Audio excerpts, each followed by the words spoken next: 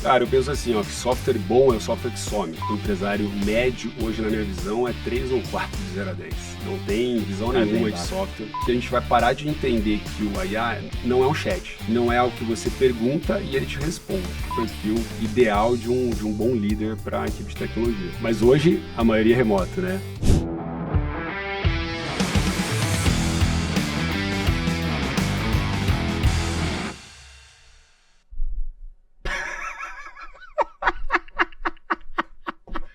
Sejam bem-vindos, senhoras e senhores, mais um podcast aqui no G4 Podcast, mais um episódio aqui do G4 Podcast, começando com essa risada maravilhosa do querido querubim dourado, Bruno Nardon. Fala, Alfredo, o que aconteceu com o seu cabelo hoje, cara? Você esqueceu de passar gel? Não, cara. Aqui hoje... esse lado tá meio rebelde, assim, tá meio porque pra é o fora. seguinte, hoje eu acordei no Boa Vista, e aí lá o meu gel é diferente. E aí, porra, deu aquela incompatibilidade, entendeu? E eu saí com pressa, que eu joguei um tênisinho hoje de manhã com meu parceiro Igor Moura. E aí saí correndo. Hein? Tava frio ou calor lá? Sol. Sol? Cara, é uma loucura diferente de temperatura de lá Porto pra Feliz, cá. Né, cara? Já diz o nome, Porto Feliz, um lugar feliz. Que tem sol o ano inteiro. Sol é muito bom, é sol de manhã, friozinho à noite. Que delicioso. Pouca chuva ao longo do ano. É um lugar maravilhoso. Já diz o preço que é cobrado. Entendeu? O clima tá no preço. Muito bom. Do lugar. Então, o aprendizado é levar o gel correto pra lá. O aprendizado é, galera da Dual Seed, mande o gel para lá. Esse é o aprendizado. Não comprar. A palavra comprar nunca é um aprendizado. Entendeu? Agora, eu preciso falar um negócio aqui pra você seríssimo. Fala. Chegou a minha sauna nova da Royal Saunas lá. Cara, eu achei... Como que ela funciona? Via infravermelho? Sauna ela infravermelho. Esquenta? Mas ela esquenta ou o infravermelho? Cara, ela esquenta, mas é de boa, mas você fica suadaço. Como mas se estivesse muito esquenta quente. De boa, que é 40 graus. 65 graus. Então não é de boa. É de boa, pô. É de boa. Uma sauna normal dessa pra ser boa é 80 graus, 90. É? Não sou o cara da sauna. Meu irmão, eu acho também, né? Tô no achismo. Mas a parada é o seguinte. Que praticidade. Música, tu tem ozônio, terapia de ozônio dentro. Ozonioterapia. Onde você põe esse ozônio? Não, é só tu aperta um botãozinho. Tá. E daí ele vem assim. Já vem no ar. Não é nenhuma introdução, tu em troca nenhum lugar, luz. porque na hora que você colocou que tinha ozonioterapia, eu fiquei meio preocupado. Tu troca a luz. E detalhe, tem som. Tem somzinho? Tem som. Tu ouve um podcast, ouve uma música. Eu achei legal. Achei por quantos metros que é ali? É o quê? 1,5 por 1,5? 2 por 2? Acho que é uns 2 por 2. Achei bem prático. É muito maneiro. Você vai colocar no teu apartamento ou vai ser só lá pra Vou bolsa? ter também no meu apartamento. Mesmo? Porque isso não é uma sauna, é um tratamento de longevidade. Aí sim, hein? Entendeu? Aí sim, eu gostei, cara. Aquilo é legal. Só não é barato. Não é barato, tem que te dizer. É um investimento na tua velhice. Muito bom. Hoje convidado especial, hein? Esse é bom, cara. Esse já faz tempo que tava pra vir. Hoje, antes de começar... Lembro até hoje a turma que ele participou. E a gente saindo pra almoçar junto. No carrinho legal dele. Porra, eu tenho história. Uma galera ali atrás do carro, a gente trocando ideia. Foi jantar. O convidado verdade. de hoje estava comigo. Pré-IPO no México. Foi lá. Foi lá te suportar. Foi lá me ver. Senhoras e senhores, antes de começar o episódio de hoje, não esqueçam de seguir o nosso canal, deixar aí suas 5 estrelas no Spotify, deixar aí seu comentário no YouTube, curtir e seguir a gente no G4 Podcast, esse canal aqui de conhecimento, de conteúdo, muita informação para vocês, empreendedores, empresários que acompanham aqui, que estão se desenvolvendo. Sem mais delongas, hoje o papo vai ser tech e a gente convida o cara aqui que há muitos anos lidera times de alta performance de tecnologia. Ele fundou em 2010 a OPA, que é uma empresa que se destaca no desenvolvimento sob medida de soluções personalizadas para grandes empresas e startups de alto crescimento. Atualmente com mais de 350 desenvolvedores, o João Moresse, membro do G4 Club há uns 4 anos. 4? Desde o começo. Acho que é 4, 5 anos. Está hoje aqui no Extremos para contar a sua história. E aí, John? Meu querido. Obrigado. Pô, prazerzaço estar aqui com vocês. Cheguei aqui, olhando o escritório, falei, cara, primeira vez que eu venho aqui é um absurdo, né? Eu não ter me convidado antes pra estar aqui com achei vocês. Loucura na hora que você chegou aqui. Cara, eu falei, como assim? fantástico. Não tá toda hora a gente tá junto e um monte de lugar diferente, aqui você nunca veio. Eu vejo os vídeos da galera postando, mas, cara, quando eu entrei ali, a energia é outra, né? Realmente, pô, vocês conseguiram criar uma questão de cultura que não é somente ali para filmar de rede social, é o que transparece mesmo dentro do escritório, né, cara? Pô, parabéns por essa estruturação e eu acompanho vocês desde no começo do G4 ali, acho que foi me inscrevi na turma 4, se eu não me engano, e acabei fazendo a 8, fiz a 8 na TIE, teve uma questão de um hotel, não lembro qual hotel na época, e depois um dia foi no TIE. Saímos para jantar, eu lembro que fiquei com o pessoal e chamei o Nardon, todo mundo querendo falar com o Nardon, coloquei o Nardon, falei, pô, vamos comigo aí de carona. Peguei uma mentoria gratuita dele aí nesse trajeto e foi fantástico, né? Porque daí já me aproximei do Nardon, na sequência do Alfredo. E, eu lembro, a mentoria foi na sala do vinho. E eu dei uma sorte do caramba, porque foi na sala do vinho. Que tinha a sala do vinho, tinha a sala principal e tinha as 2 salas de reunião. É isso aí. E eu dei uma sorte que eu fiquei posicionado do lado de vocês em todas as mentorias. Não sei se for meu nome, a letra. Então, pô, fiquei ali conversando, Alfredo, pô, já tinha um esquema de agência, né, já tinha da X-Tech em si, já conhecia a TI, o Nardon, pô, peguei essa mentoria no carro, deu tudo certo, então o objetivo naquela época era pegar muito conhecimento da network e até hoje estou aqui, né. Quando você fez o G4, você faturava? Cara, naquela época a gente faturava, tava indo para acho que 25 milhões. Eu acho que era isso, era 30 milhões que você ia fazer no ano. É isso aí, aquele ano acho que a gente bateu 30. E esse ano? Esse ano a expectativa é bater 110, 115 milhões. Cara, que animal. Estamos crescendo pra caramba. E só um ponto, a gente fundei a Alpine em 2012. Acho que comentou 2010, mas é 2012. Estamos há 13 anos no mercado, levando solução aí tecnológica para grandes empresas. E estamos crescendo cada vez mais e, pô, conto com vocês ali cada dia mais para me ajudar nessa crescente. Ô, João, qual foi o maior extremo da sua vida? Legal, uma baita pergunta, né, cara?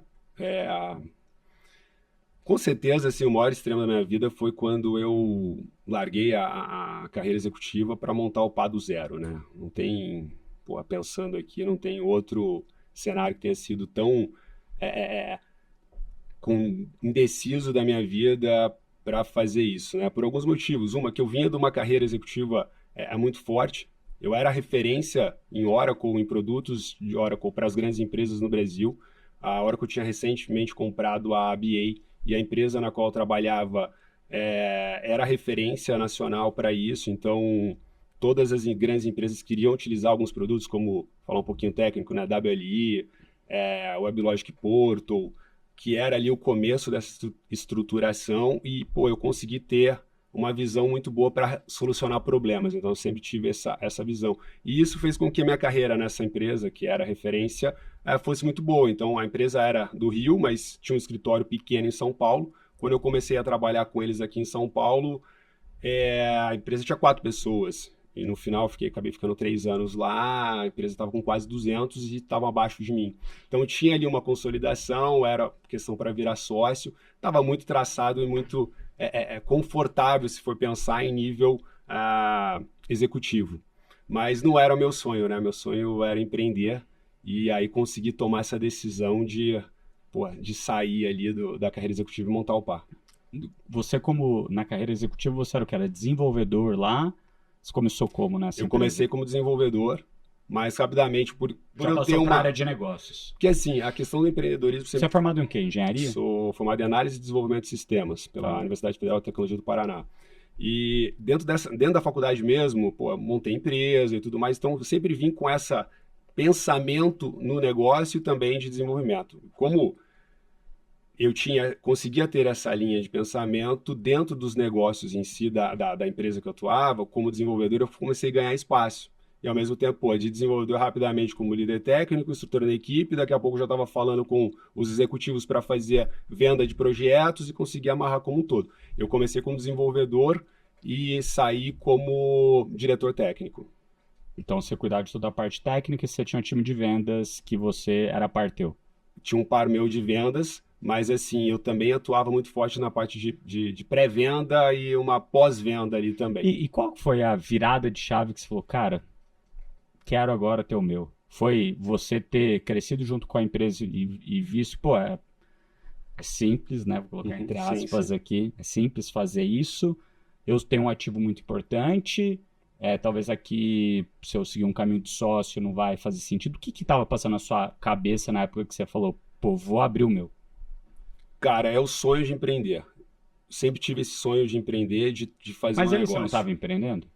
Dentro da empresa? Ah. Não era bem assim.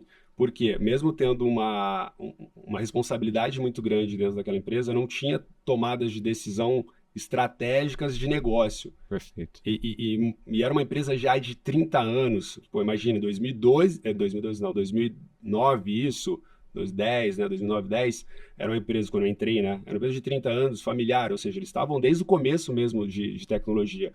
Tinha uma série de padrões e burocracias internas daquela empresa que é uma cultura própria. E eu vinha numa linha... Mas daí você entrou numa área que tinha 4 pessoas.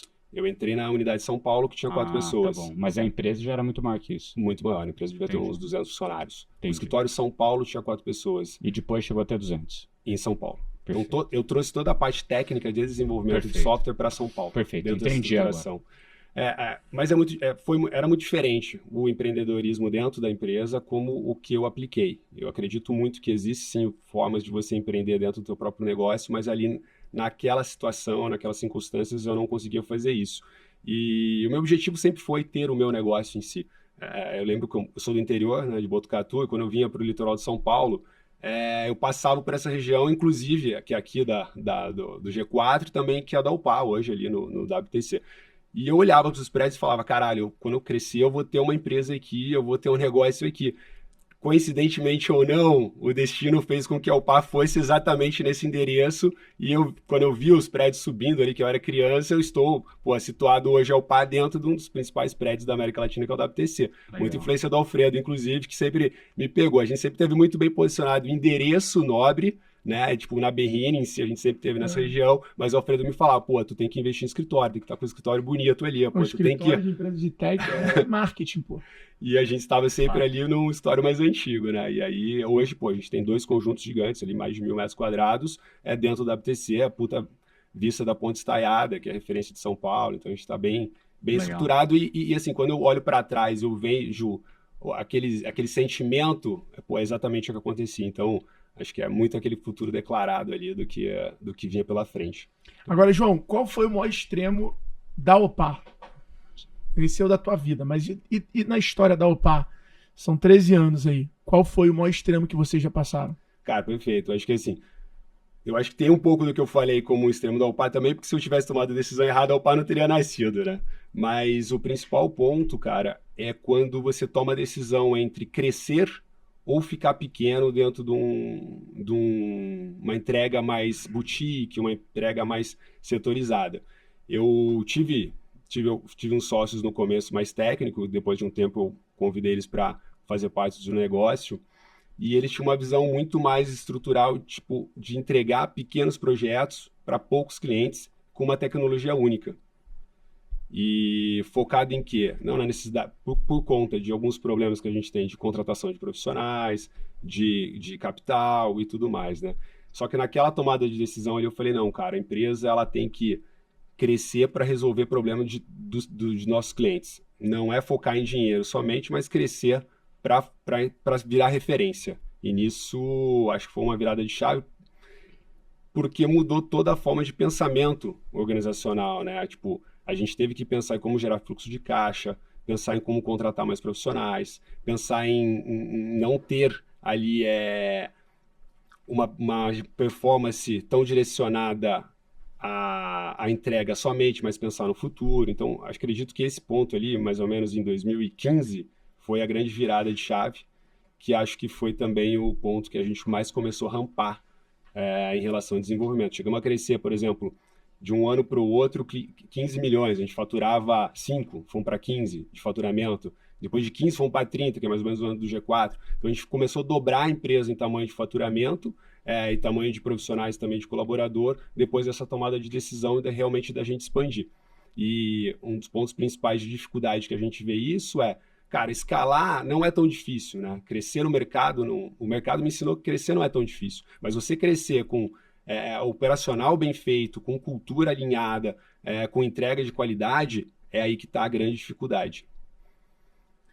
Aí eu queria te perguntar, o que um dev pode ensinar para o empresário? Assim? O que você, com conhecimento de tecnologia, de desenvolver software, o que você acha que te ajudou na hora de virar empresário ali? Acho que com certeza tem muito a questão da lógica, né? O desenvolvedor é um cara de raciocínio lógico. Eu lembro do Ricardo falando muito para mim que o lance não é fazer o código, o lance é fazer o código limpo. Escrever o mínimo possível. É isso que faz um dev se diferenciar. E o que ser dev ajudou o João empresário? Cara, eu penso assim, ó, que software bom é o software que some. Ou seja, ele está tão bem feito que ninguém escuta falar do código outra coisa, né? Então o negócio ele roda tão bem ali que ele não gera uma preocupação. Como desenvolvedor, você tem uma necessidade de lógica muito grande, igual você falou. Então você consegue buscar prever todos os passos que aquele sistema vai ter antes de fazer uma implementação, por exemplo. Então, imagina um tabuleiro de xadrez, você mapeia todas as jogadas. E como empresário, a gente não tem uma visão total do que vai acontecer no mundo, mas todas aquelas que nos respeitam ao nosso negócio, a gente precisa ter. Então, trazendo ali um conceito de construção de software, aplicando isso para dentro do mundo empresarial, né? Todas as variáveis que são possíveis a gente identificar, eu aplicava isso dentro do negócio. Então, tentava prever o máximo possível das ações que a gente ia fazer, do caminhar que a gente tinha. E com isso, ir moldando a empresa com todas essas necessidades. E qual que é a dificuldade? Você falou agora há pouco que na hora que você tomou a decisão de crescer, daí vocês cresceram. Qual que é a maior dificuldade de escalar uma empresa de serviço? São duas, na minha visão, cara. A primeira, eu acredito que seja a contratação de mão de obra qualificada. Não é a contratação de mão de obra, né? Seria qualificada mesmo para atender aqueles requisitos específicos. Porque às vezes você tem muita gente boa, mas ela não está ali dentro daquele perfil necessário para aquele momento. E a segunda é lidar com o fluxo de caixa. Eu acho que a necessidade de fluxo de caixa dentro das empresas de serviço ela é muito grande, cara. Por quê? Por conta que a escala, ela depende de pessoas. Folha de pagamento, ela é muito alta, ela é custosa. Então, eu brinco assim que o nosso estoque são pessoas. O capital intelectual da empresa é o estoque. E com essa necessidade de fluxo de caixa, por quê? Porque a folha de pagamento acaba... Você tem que pagar todo mês a folha de pagamento, você recebe do teu cliente. Você acaba tendo que pagar 2 ou 3 folhas de pagamento até receber. Então, cada vez que você cresce, você precisa injetar mais dinheiro. Então, e existe alguma maneira de resolver isso que você achou no meio do caminho ou não? O que a gente conseguiu fazer foi estar muito atrelado ao crescimento do que a gente ia receber. Então, por muitos anos, eu fazia... Porque nós somos uma empresa totalmente bootstrap, eu não tenho um investidor, não temos nada, então assim, até hoje. E isso fez com que a gente criasse algumas lógicas para identificar que ia ter lucro nos projetos para que a gente pudesse crescer mais. Então isso acabou sendo um game ali que a gente aprendeu a jogar. Então o crescimento estava atrelado ao resultado, que o resultado fazia a gente crescer mais. E quando você perde um cliente relevante, é um problema também, né? São 2 pontos ali. Quando a gente perde um cliente relevante, ele é muito ruim porque ele estraga a tua visão ali de meta futura pensando em faturamento, né? Ele tem ali aquele, tu se projeta para conquistar um cliente, quando você perde, ainda mais um relevante, é muito ruim. A gente odeia perder cliente, não tem nem que ver sobre isso. Mas pensando em estruturação da empresa, como ela está hoje, perder um cliente faz com que eu aumente o meu caixa. E com isso eu tenho uma necessidade de ir atrás de outros clientes. Mas assim, pensando em caixa, que é esse primeiro problema, imagina assim, eu tenho um corte hoje de um cliente, aumenta meu caixa. Então hoje eu não tenho tanto problema de vida. Você não vai ficar com, sei lá, vamos falar que você tinha 30 pessoas alocadas para aquele projeto. Sim. Né? Daí você perdeu esse cliente. Talvez durante os próximos 3 meses, se ele tem um fluxo de pagamento para você de 90 dias, ele vai continuar te pagando. mas de certa forma aquelas pessoas vão ficar desalocadas. Perfeito. E daí, depois de 90 dias, você começa a ter um problema. Se você não conseguir outro cliente. Claro que, assim, a forma como a gente está estruturado hoje, a gente tem vazão para alocar muitos profissionais. Então, a gente tem dentro da empresa quase 90%, quando tem um término de um projeto, esses profissionais já são direcionados para outros. A gente tem Então, hoje você tem uma demanda infinita. Eu tenho uma demanda infinita. E você eu tenho que não aceita cliente, então. Sim. A maioria das vezes. Projetos, isso daí foi algo que eu demorei para aprender. Projetos, mesmo que paguem bem, que não tenha fit cultural com a empresa, a gente não pega. Dá um exemplo. Não precisa dar um exemplo o nome, mas dá um exemplo de algo que aconteceu. Fala o setor, né? Empresa de construção. Ou o que é o fit com vocês? Empresa que não tenha maturidade com TI. Tá. Ou empresa que está usando a tecnologia ou o aplicativo ou a plataforma que vai ser desenvolvida como ponto principal para o negócio. Vou explicar. Entendi. Ela não está usando a plataforma para escalar o negócio dela ou para movimentar o seu negócio. Ela está usando o aplicativo como uma solução final. Ela está imaginando... Ela é uma empresa da solução. É uma empresa da solução. Você criar HubSpot. Não é o teu trabalho. Não, é meu trabalho. Então tem muita gente que vem... Ou, por exemplo, ele vem e te pede um app de táxi. Tá. É isso. Cara. Porque no final, o aplicativo de táxi vai ser o que vai usar no dia a dia. O cara não tem nada a ver com o táxi. Não tem uma estruturação nenhuma. Ele quer o aplicativo porque ele acha que ele vai conseguir fazer um demand ali de táxi. Ele não vai conseguir. Não vai conseguir. conseguir. É uma software house de startup. E aí... depende também. Tem empresa grande, cara. Empresa grande também tem esses pontos, mas assim, startup tem mais, lógico. Mas tem startup que vem bem estruturada, que você já tem a galera ali que já trabalhou no negócio, os caras já tem cliente, já tem base, já tem tudo, então a plataforma vai servir para atender aquele negócio específico. E não a plataforma ser o negócio. Perfeito. A gente entendeu que esse é um dos pontos principal. Quando chega assim, a gente já nem pega. Perfeito. Você sabe que vai ter dor de cabeça, não vai entregar o que o cara tá esperando, ele vai culpar você. O cara vai culpar a gente, ele vai colocar toda a expectativa daquele momento da vida dele na gente e não vai ser correspondida. O projeto vai ser entregue e vai funcionar, mas depois disso não é esse o problema. O problema não é a tecnologia que você criou, o problema é que não é a tecnologia que resolve, a tecnologia é meio, não é fim. Nesse caso em si, a tecnologia tem que apoiar o negócio. É um conjunto de fatores, né? Não existe negócio sem tecnologia, não existe tecnologia sem negócio. Tem que estar totalmente atrelado. Tem que ter a necessidade. Eu tenho mais uma aqui. AI. É um negócio que nos últimos 3, 4 anos tem evoluído muito. Então você vê hoje Cursor, várias ferramentas que ajudam os desenvolvedores a desenvolverem mais rápido.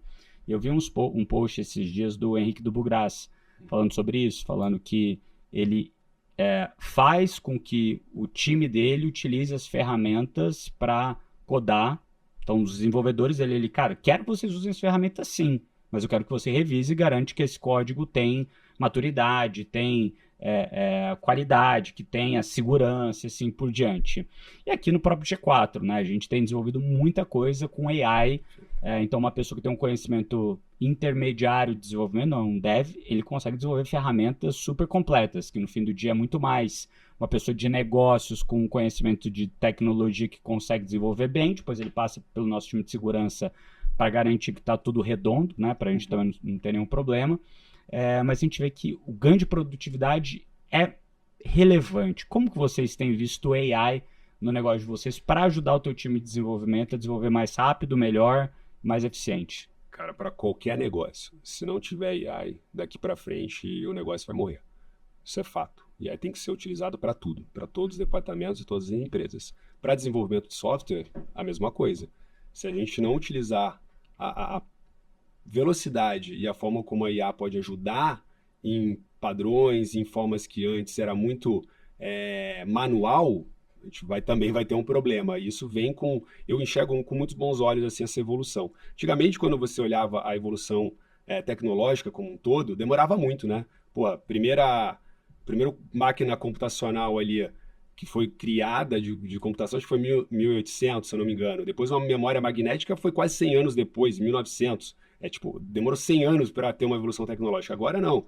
O ChatGPT para os outros itens, para a criação do celular mesmo, não é tão antigo, né? A forma como os smartphones estão... 14 anos atrás. A UPA passou até por um movimento para responder a tua pergunta, né, pensando em IA, eu vejo da mesma maneira como as outras tecnologias foram introduzidas para esse mundo. Ou seja, 2013 e 2014, você não se falava tanto em desenvolvimento mobile.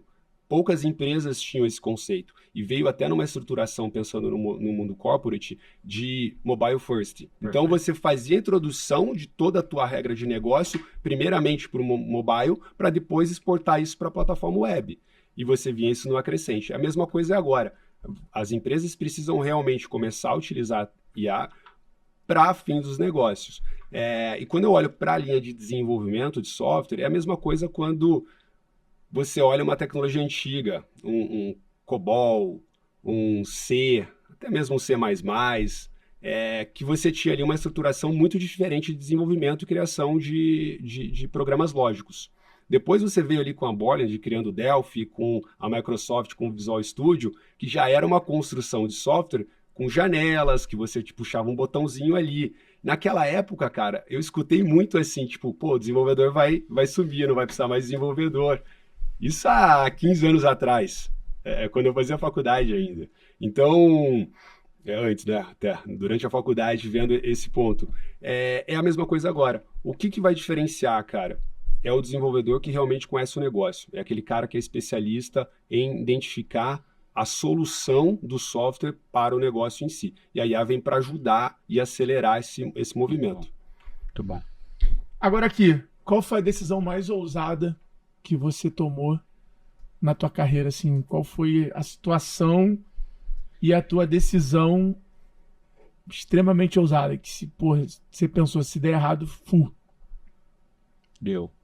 Cara, acho que foi na pandemia.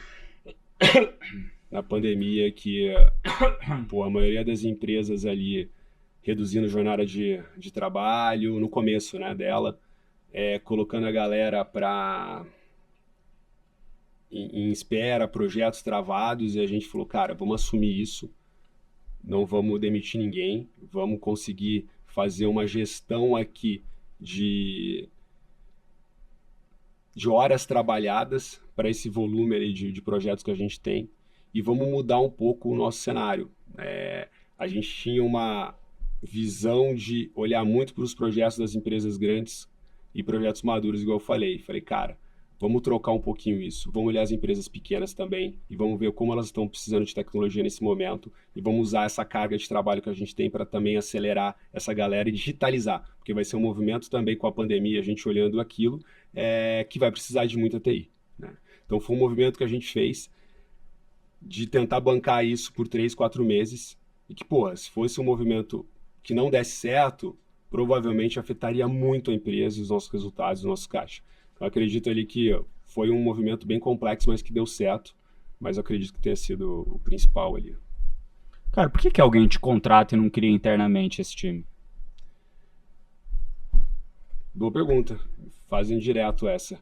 A questão principal nós somos uma empresa com foco e especialista em entrega de tecnologia. Quando a empresa ela quer desenvolver algo interno, ela vai ter que ter a necessidade de se tornar uma empresa de criação de software também. Então, isso automaticamente vai competir com o core dela. Se é uma empresa que não tem uma necessidade de entregar um software com escala, pensando em segurança, pensando numa visão futura, eu acho que é ok ela desenvolver interno.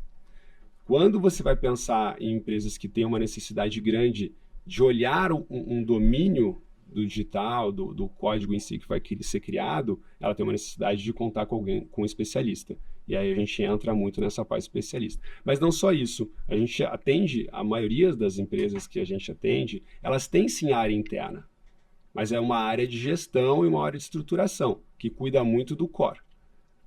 Os projetos que escalam, os projetos de demanda para que seja necessário uma entrega rápida, ela escala com empresas como a OPA que trazem a solução mais rápida. Isso você não fica ali tendo que contratar o tempo todo, demitir, contratar e demitir.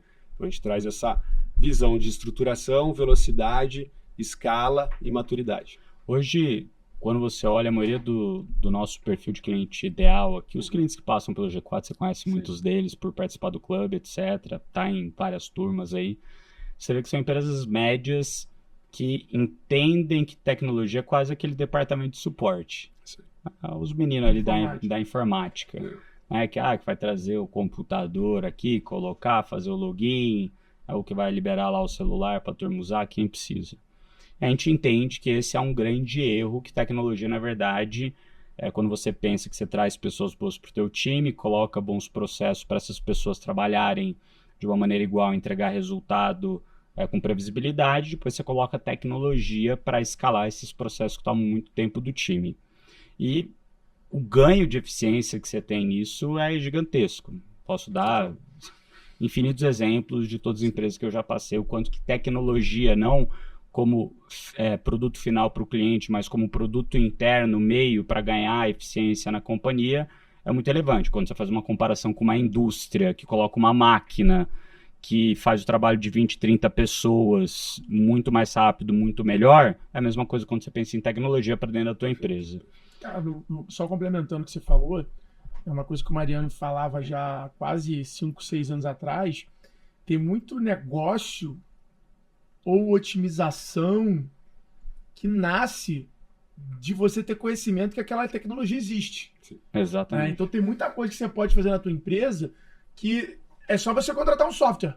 Só que se você não tiver conhecimento que aquele software existe, você não vai conseguir. Você não vai ter aquela ideia. Ou você tem aquela ideia como se fosse um projeto mirabolante, quando no final do dia você ligar literalmente uma ferramenta, né? Então, tem muita coisa hoje que nasce do conhecimento que a tecnologia existe.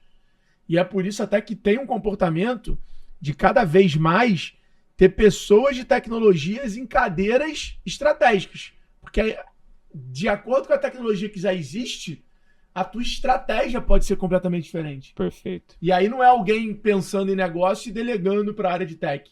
Mas é tech também criando negócio junto com a área de negócio. Como que você vê que é o começo para esse empreendedor que está ouvindo a gente agora, que não tem área de tecnologia, entende que é o departamento ali de suporte, os meninos da informática? Como que você vê que deveriam os seus primeiros passos para ele começar a olhar a tecnologia interna para ganhar eficiência? Deixa eu dar um passo atrás. Claro. De 0 a 10. Qual você acha que é realmente o nível de maturidade do empresário médio quando o assunto é usar, não é ter? Porque ter nem o contrata. Usar a tecnologia. O empresário médio, hoje na minha visão, é 3 ou 4 de 0 a 10. Não tem visão nenhuma de software. É bem baixo. Mas para responder essa pergunta, cara, em geral, assim, eu vou até fazer uma análise de quando a UPA surgiu. A UPA surgiu muito num movimento, cara, que a entrega de projeto, o desenvolvimento de tecnologia, de software, ele era muito burocrático, muito engessado. Então, até as metodologias de desenvolvimento de software eram muito processual. O Agile ainda não estava sendo utilizado ainda no Brasil em escala, né? Programas com metodologias como Scrum, como XP, entre outros ali que fazem o software ser construído com mais velocidade. E nesse movimento eu identifiquei que, as empresas grandes precisam sair disso, ter uma visão mais estratégica ali para a criação de software mais rápido. Foi quando a UPA nasceu mais ou menos nesse movimento. E se a gente for olhar nos últimos anos, a maioria das empresas, das grandes empresas hoje no mundo, elas são lideradas ou elas têm cadeiras de tecnologia como fator determinante. É o cara decisivo ali, né? Então a tecnologia ela está tomando uma proporção como ponto principal de estratégia para todos os negócios. E eu enxergo automaticamente que mesmo esse movimento, pegando esse gancho das grandes empresas, as médias estão indo por esse caminho. Perfeito. Mas ainda tem um período de adaptação e de educação desse mercado. Fora é mais fácil você ver esse movimento acontecendo. Inclusive, por exemplo, a gente estava nos Estados Unidos, a gente estava lá em Aspen em janeiro. Os comerciais da televisão são de software ou de empresa de tecnologia. Aqui no Brasil, quando que você vê uma empresa de tech fazendo propaganda? É muito mais setorizada no mundo, ali no mundo corporate em si. Não está em larga escala. Não está em canal de topo de funil. Não está em canal de topo de funil, perfeito. Lá fora sim, já está. Então, quando a gente olha para isso, a gente vê que a gente já vai passar por esse momento. E pegando esse gancho, existe uma necessidade muito grande desse empresário médio olhar para isso.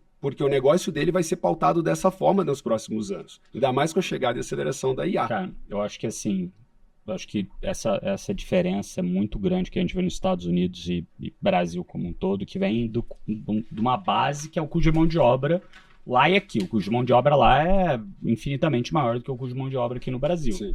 É quando você olha mesmo para o próprio G4, faz 2 anos e meio que a gente tem a mesma quantidade de colaborador. Só que a gente cresceu 2 vezes e meia, quase 3 vezes nesse mesmo período. Olha o ganho de eficiência que a gente teve. Logicamente, trouxemos, né, esse time mudou, hoje tem pessoas mais sêniores, o salário médio aumentou, mas mesmo assim, o número de pessoas ficou estável, o que é uma grande vitória. Por quê? Como que a gente consegue produzir 3 vezes mais? Sendo eficiente, tendo mais eficiências através da tecnologia, através de inteligência artificial e assim por diante. Agora, você acha que o custo de mão de obra é uma das coisas que limita, né, a gente no Brasil ainda não ter esse foco em tecnologia? Porque é isso, lá nos Estados Unidos você consegue melhorar muito um processo, evitando que você tenha 2, 3 pessoas no teu time, o teu ganho anual é imenso, versus aqui no Brasil, que se tiver 2, 3 pessoas, às vezes vale mais a pena do que você contratar um time para fazer tecnologia. Cara, o grande ponto ali é o mindset de inovação. Vocês aqui naturalmente já nasceram com esse conceito de conseguir se reestruturar de acordo com o passo que vocês estão dando. E vocês são uma empresa digitalizada e inovadora. Esse conceito, igual você falou, a gente cresceu, então, mas a gente não manteve as mesmas características, nem os mesmos processos das mesmas pessoas. Dessa mesma forma, vocês também colocaram o processo de tecnologia para mudar.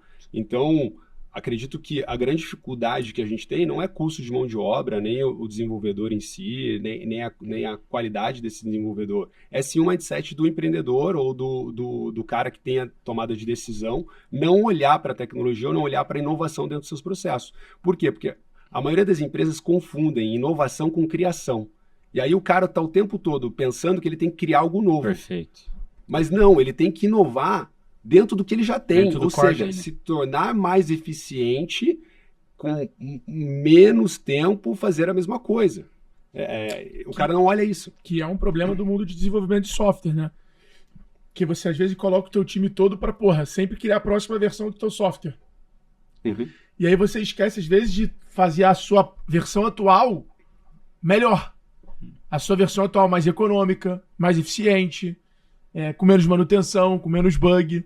Então eu lembro disso na época de X-Tech, de VTEX, começar a ter essa ambidestria, né? Sim. Cara, eu tenho um time o tempo todo tentando fazer o que eu tenho hoje ser melhor, mas eu também tenho um time pesquisando e buscando criar um novo. Né? Porque a galera abandona, a galera tá sempre com dev trabalhando no futuro, aí tu vai deixando o que a gente chama de tecnologia legado, né? Vai ficando ali, vai ficando largado, e aí, cara, a tecnologia vai definhando. O ponto também, Alfredo, é que muita gente quando pensa no fonte ou no desenvolvimento ali, né, a gente está falando na criação do aplicativo, mas a gente esquece de pensar que aquilo ali, ele é um organismo vivo, né? Então, o conceito de projeto, ele praticamente está morrendo, ele entra num conceito de produto. O que é o produto para o meio digital, o meio de software? O projeto tem um começo, meio e fim. O produto ele só tem um começo. Perfeito. E aí ele vai se transformando de acordo com a necessidade. Você não tem uma necessidade de colocar um escopo gigante. Não, você coloca um escopo menor e você vai evoluindo de acordo com o que você vai tendo a resposta ali do usuário, do meio. E aí que tá, você tem que fazer a evolução pensando nisso, não somente a evolução do código ou de uma versão nova. Você torna isso natural. Agora, deixa eu perguntar uma coisa aqui. A gente passou por AI e esse negócio de agente AI tá muito, muito em alta, né? Criar os seus próprios agentes AI. Como é que é isso? Treinar o ChatGPT? É outra parada completamente diferente? É um app diferente? Como é que é essa parada de criar o seu próprio agente de AI? Cara, tanto se fala hoje. Eu tava em Austin, né, na SXSW, e é impressionante como só se fala em IA, cara, em agentes de IA. É impressionante essa próxima evolução que vai ter. A grande mudança que vai passar a ter disso é que a gente vai parar de entender que o IA não é um chat. Não é o que você pergunta e ele te responde. Os agentes em si, eles vão estar preparados para ele te dar a informação antes de você pedir ela. Então, ele já conseguir ver esse movimento e ele agir de acordo com o meio que ele esteja. Então, o agente é para isso. A gente vai deixar de ter tanto prompt ali de sinalização para ter resposta. Vamos imaginar dentro dessa sala. A gente tem uma necessidade de jogos de câmeras. Se tem um agente controlando a câmera, ele já vai fazer essa verificação. Não vai precisar para alguém pedir, cara, foca mais no Nardon ou no Alfredo ou no João. O agente vai automaticamente entender isso, ele vai se movimentando. Isso é a mesma coisa para venda, a mesma coisa para as áreas de atendimento e tudo mais. Ele vai aprendendo e ele vai te dando inputs. É realmente pensar num assistente. Eu agir sem pedir. Eu agir sem pedir. Agora, como é que é isso hoje na prática? Quero começar a ter um agente meu. Abrir o ChatGPT, baixar lá, isso já cria um agente e aí eu treino ele, eu tenho que dar esse prompt pro ChatGPT do quero criar um agente para que ele possa começar a fazer isso. É um produto, é uma tecnologia que contrata. Na prática, o cara que está assistindo a gente aqui fala, porra, eu quero tentar isso aí. Como é que é? Cara, dentro do ChatGPT? Cara, o ChatGPT é uma delas, né? Você tem várias LLMs ali que podem te ajudar a fazer estruturação de agentes em si. Aí vai depender muito. Se você quer utilizar um agente que já tenha um script pronto, que você vai treinar, igual você comentou, os marketplaces de IA hoje já estão bem evoluídos. Então, se você entrar no marketplace do ChatGPT, você vai ter lá para o que você precisar. Você digita ali, alguns são pagos, outros são free, você tem esse acesso. Dá um exemplo. Eu vou pensar aqui que era um assistente Jura.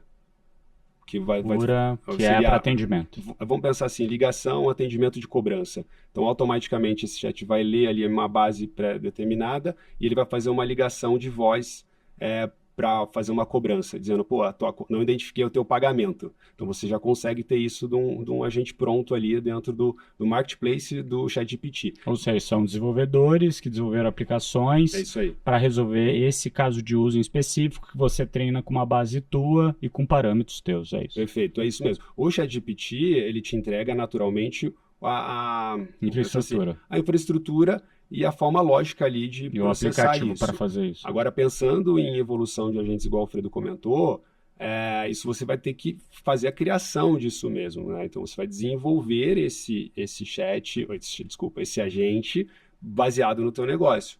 Pode sim utilizar algumas coisas prontas, mas eu acho que ainda a gente está num movimento de entender muito o que as empresas precisam dentro das suas particularidades para que isso seja construído. Que é isso aqui, ó. É isso aí. Isso é um dos pontos. Então você já tem as coisas prontas ali. O que é isso? Não, a gente. No ChatGPT, você abriu isso... Então, na OpenAI, você tem várias soluções. Por exemplo, para criar imagem. Não é o ChatGPT. Perfeito, é outro. É outro, mas é da OpenAI. Então, a OpenAI é a plataforma. É como se fosse a Apple, o Apple Store.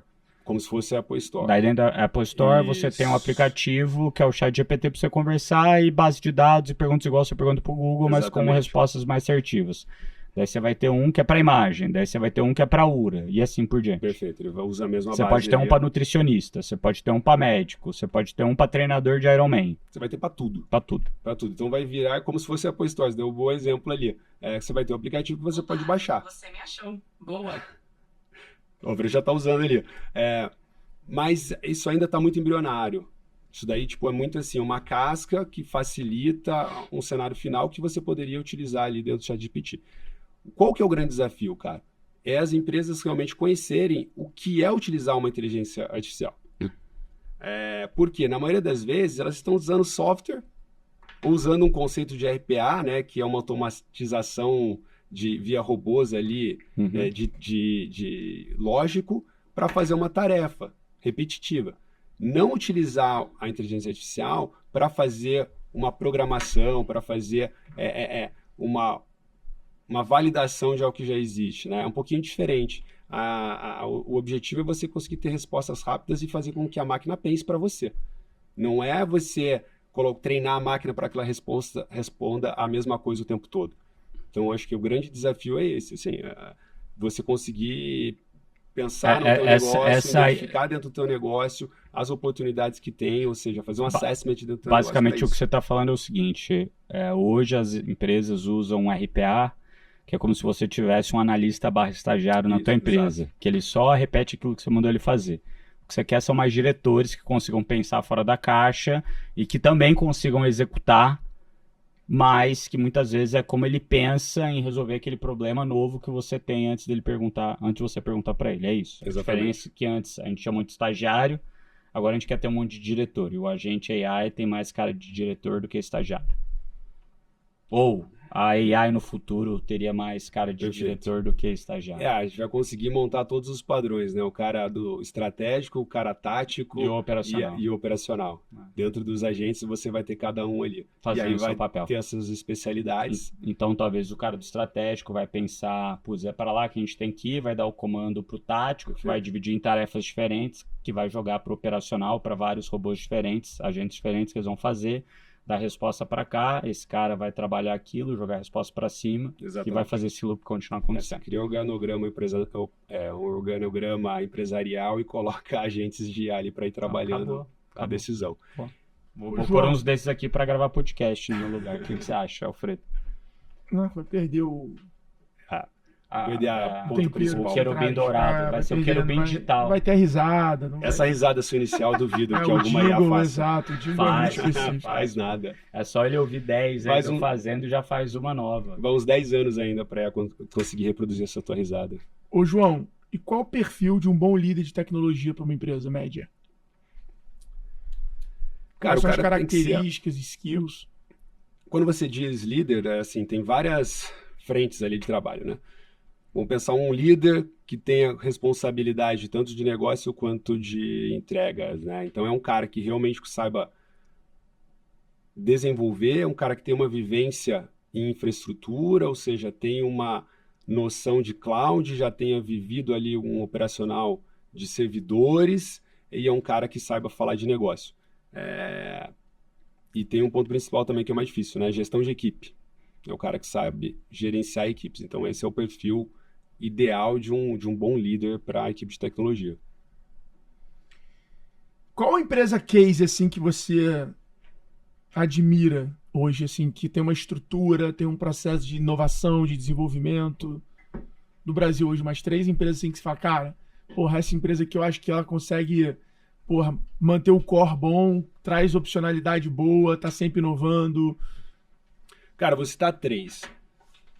G4 Educação, Grupo CVC e Banco Carrefour.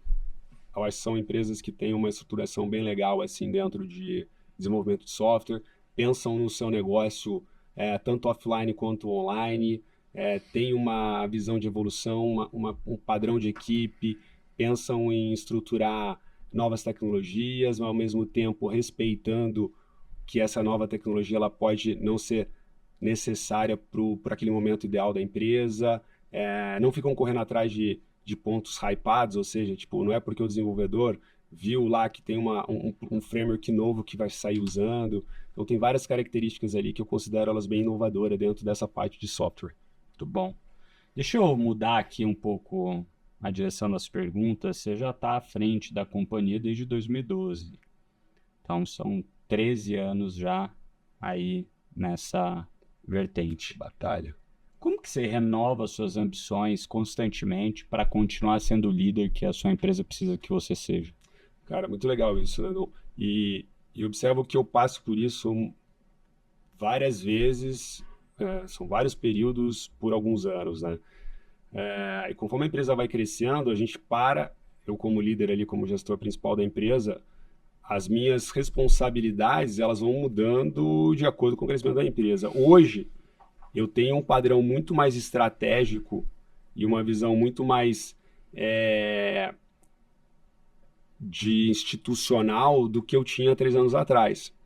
Então, qual foi o meu papel antes? Era formar pessoas que tinham a mesma linha de pensamento para conseguir viver esse sonho de evoluir a tecnologia e eu me preparar para conseguir fazer essa parte institucional e também mais estratégica, né? Então, a gente está passando por esse movimento, inclusive dentro da UPA hoje, de uma pessoa mais forte assumindo, forte não, deixa eu refazer, uma pessoa que consiga ter uma visão mais operacional dentro da parte técnica hoje da empresa e eu saindo muito mais para o institucional. Inclusive essa pessoa que é meu sócio, ele é membro do G4 Club também, ele entrou como membro, e ele traz uma visão muito mais estruturante ali de processo, não, de tecnologia, do que eu acabo levando no dia a dia, porque eu vou ter uma visão muito maior. E a ambição, cara, igual você comentou, né, da gente sempre estar com essa vontade, né, pô, eu tenho uma visão muito grande, assim, de crescimento de empresa, um tesão muito grande de fazer o negócio evoluir,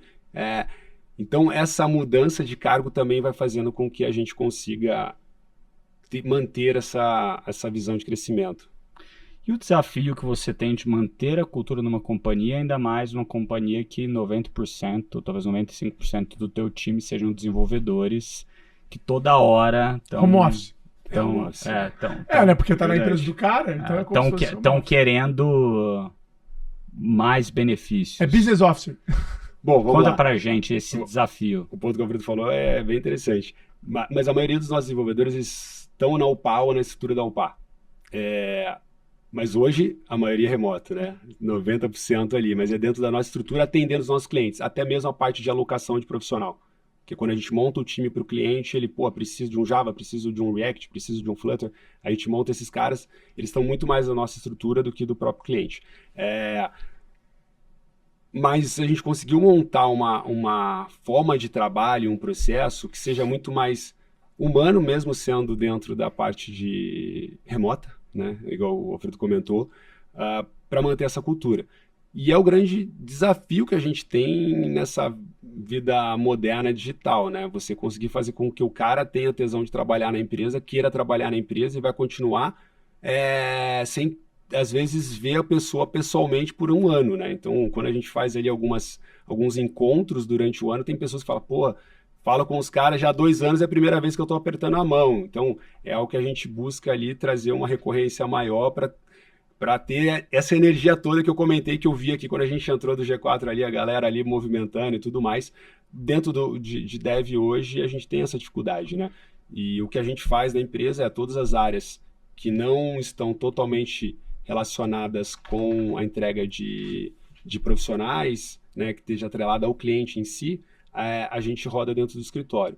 Boa. Quando é desenvolvimento de software, que seja em escala, e o cliente tendo essa solicitação de remoto, a gente atua remoto. Então, a gente tem esse modelo híbrido ali para tentar buscar que essa cultura ali ela continue. Mas é um grande desafio, assim, é o que a gente vê que para manter a empresa crescendo, a gente tem que estar com essa cultura alinhada todos os dias e isso ser um processo repetitivo, que seja todos os dias falados e a forma como a gente tem que entregar e como a gente quer que a empresa seja, qual é o nosso tom de voz nos clientes, como que é a forma como a gente quer fazer a recepção para o cliente, como a gente está entregando aquele software, nosso padrão de imagem, isso muito da porta para dentro, né? Então, a maioria das vezes a gente acaba não enxergando isso fora quando é usado, né? Então, porque a gente tem uma estruturação muito grande de responsabilidade ali com a entrega, que faz com que automaticamente os nossos colaboradores, os nossos líderes, eles também arrastem essa cultura para dentro dos clientes. Muito bom.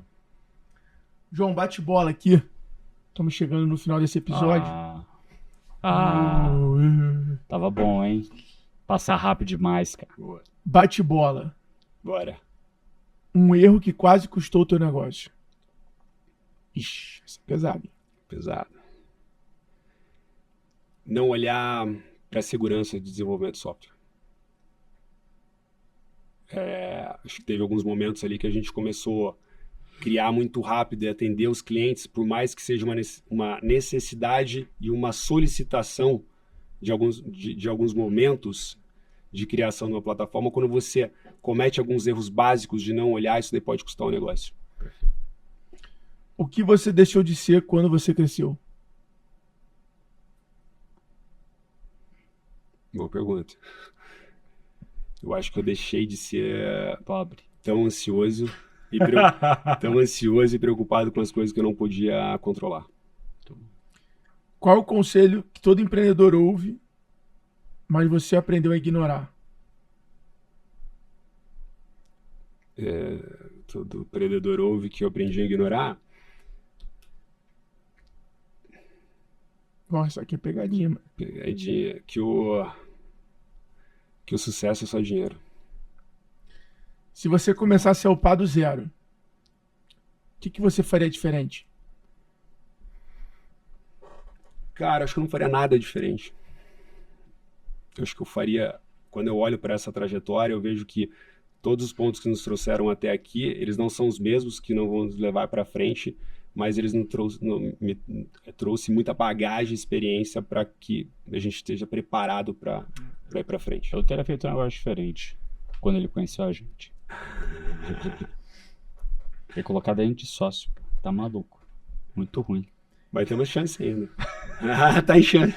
Tá em tempo. Inovação de verdade começa... Pelo mindset do empreendedor. Se a UPA fosse vendida amanhã, quais seriam os planos do João? Cara, com certeza eu não consigo ficar parado, né? Então, meu senso de urgência e necessidade de ter alguma coisa, de criar algo é total. Então, com certeza eu ia chamar vocês pra gente montar alguma coisa juntos. Nem um aninho de... Pô, deixa eu... Sabático. Ah, pô, tá maluco? Um mês de sabático, eu acho que eu já piro. É que a vida dele já é boa. Isso... Ele já tá no time Thales, né? A vida dele já é boa. É isso, porque você não enxerga pra trás, né? Exatamente. Olhar só o que a gente vive. Só olha o palco, só. Só olha o palco. Não olha o backstage. Nada de backstage. Esse moleque viaja, ele fica lá no laptop. Hoje em dia não, né? Mas lá na época, pra fazer, sei lá, 30, 40 milhões... Pô, cansei de ver lá em Toulon esse moleque voltando pro quarto, vendo o laptop codando, irmão, salvando lá as cagadas. Não, assim, eu não consigo contar quantas vezes eu tava em jantar, comida chegar e eu deixar o prato ali e sair. Jantar de família, com amigos, ir embora pra resolver problemas. Isso acontecia direto. Virar a noite pra mim era padrão, né? Tipo, pô, virar a noite de madrugada ali pra trabalhar, resolver plantão, cair o servidor. Quem nunca? Isso aí. O Brasil, você vê que o Brasil hoje é uma referência em desenvolvimento, tecnologia no mundo? Cara, o Brasil, ele tem muitos bons desenvolvedores. O brasileiro tem uma forma de pensar muito rápida, entrega com muita qualidade.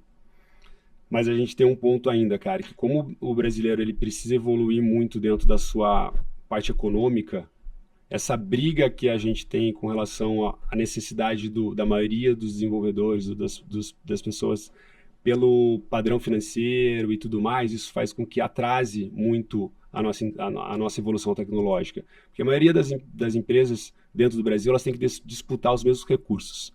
Então, pô, tem uma boa porcentagem ali, vou pensar 50% que é um rouba-monte. E dentro desse rouba-monte, você acaba alterando o andamento de bons projetos, de bons profissionais, porque o cara tem que estar ali vivenciando uma entrega real, vivenciando um problema, uma situação. E como ele tem muita oferta hoje, esse bom profissional, quando ele se depara com uma parte crítica, com um problema de ficar virando noite para resolver, o cara cai fora. E aí, o fora do Brasil não é bem assim, né? O cara tem um senso de responsabilidade com a entrega e com o negócio muito maior. Hoje, pô, a gente não sente tanto isso. E aí, dentro da cultura da empresa, que a gente tenta moldar e estar com esses profissionais, né? Boa. Muito bom, Alfredo, para te seguir. @Alfredo Soares. João Moresse Júnior. Muito bom. E Opa? @Opa Digital. OPAH. Pô, seguem lá, hein? Opa. OPAH. Eu quando cheguei na Opa, era Opa IT. Opa IT.